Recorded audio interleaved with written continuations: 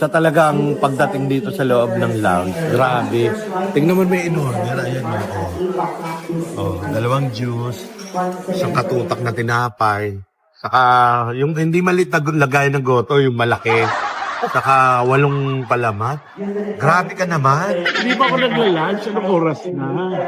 Hindi na, it's Sarah. Kanina lang nag-usap tayo Saka, kumakain. nandito na kami sa Mabuhay Lunch. Ayan. So, pal talaga kami. Pag international. Di ba, Ate Negi? Yes. Ang ganda ng braso mo ngayon, ha? Para may mga nakayakap na, ano, Hindi ka titigil. salbabida. Sabi ko sa mga lababab, so dapat nilay-nilay tayo ngayon. Yes.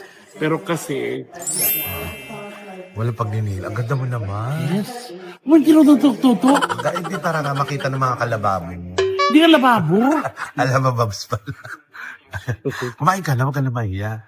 Diyos Hindi ko. ako sa mga kalababab. Grabe naman yung mga daliri na yun. Ang tataba. So, paano ko makakakain ito?